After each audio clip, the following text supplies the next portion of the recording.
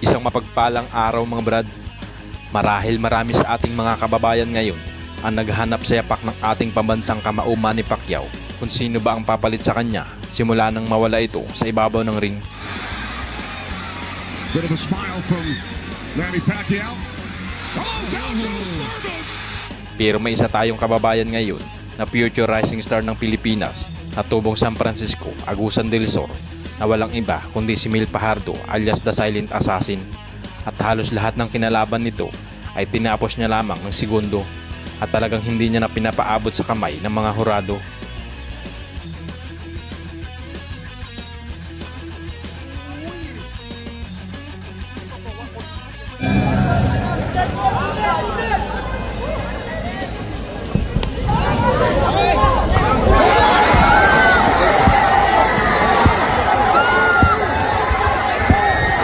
Kasalukuyang record ito ngayon na 11 wins, 10 knockout at may isang talo lamang, at may nakakatakot itong knockout percentage na 90.91%.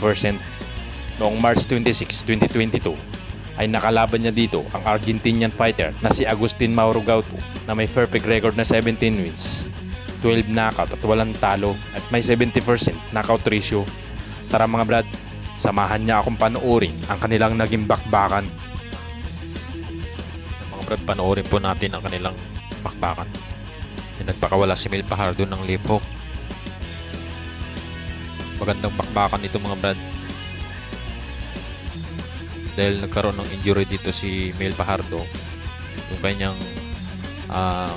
kanang kamay may injury. Kaya kanay kaliwa lamang ang ginagamit niya dito.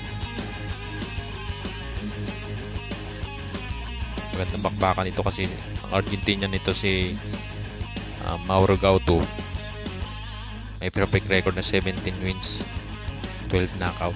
Yun, tinamaan si Mil Fajardo over right hand.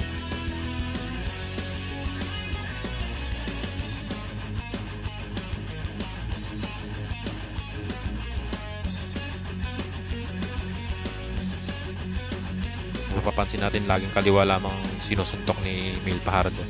Nung kanan niya bihira niyang binabato at saka mahina lang yung pagkakabato niya ng kanan. Body shot, left hook, left hook. Tagang mapapansin natin todo-todo yung suntok ni Mil Fajardo ng kaliwa eh. Bihira yung kanan. Ganda ng laban.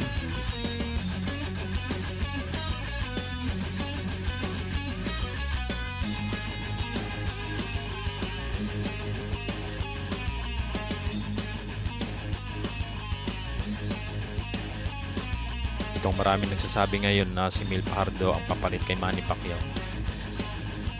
Surprise.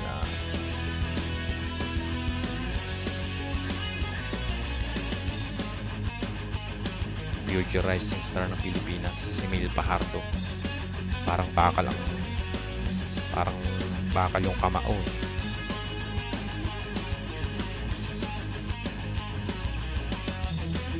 Kaliwa.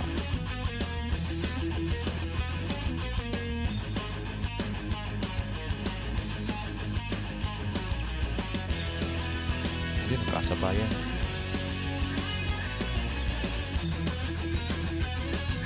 Magaling din to si Argentina na to.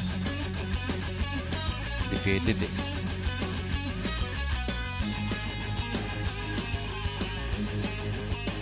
Matibay din si Mil Fajardo yung kanyang katawan. Body shot siya pero parang wala lang sa kanya. Mano ulit ang body shot. Body shot din bawi.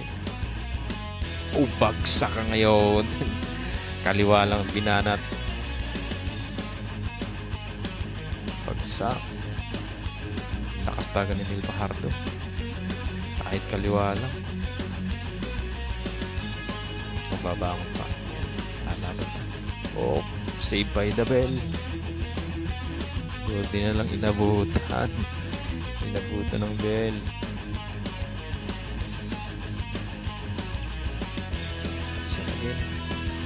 Kaliwa.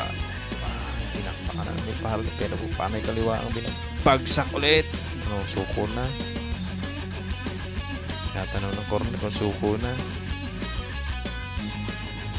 Laban o bawi?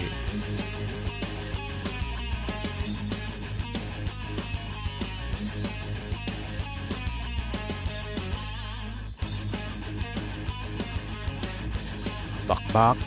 Ang binakbakan na ni Emil Fajardo. May bagsak ulit. Ay, split lang.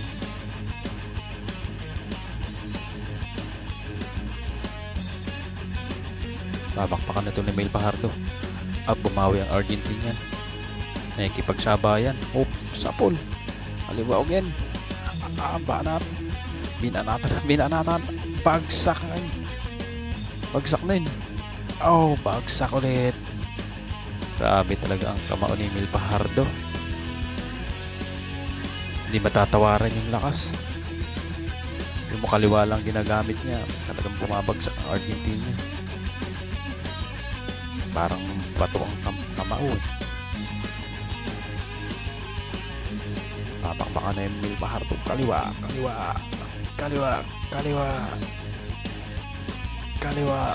Talaga naman.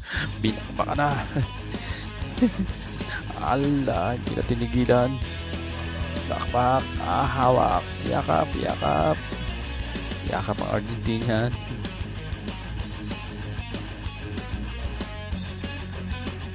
Grabe talagang kaliwa ni Emil Fajardo. Banat. Nakipagsabayan na rin Argentinian. Bagsak ka ngayon. Bagsak ulit. Binilangan ulit. Grabe talaga ni Emil Fajardo. Ito na ang papalit kay Manny Pacquiao. Ang future rising star ng Pilipinas, Emil Fajardo. Bakbak ang panay kaliwang itinamaan. Oh, inawat na ng referee. Awat na. Bugbog ang inabot. Grabe talaga ni Emil Fajardo. Lakas talaga. Pwede nang itapatok kay Naoya Inoue pag tumaas ang timbang. Kaya nang sagupain nito si Naoya Inoue. Grabe talaga ni Emil Fajardo. Napakagaling. Nandun yung lakas. Lakas talaga ni Emil Fajardo. Iba talaga ang mga Bisaya.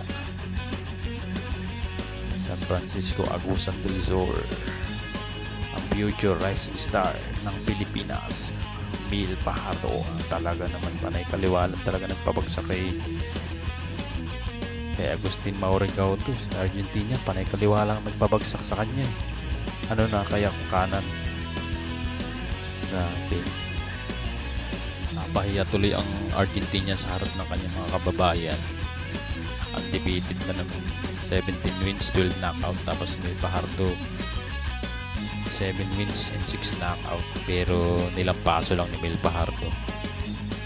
Ano mga brad, hanggang dito na lang muna tayo. Maraming salamat po and God bless.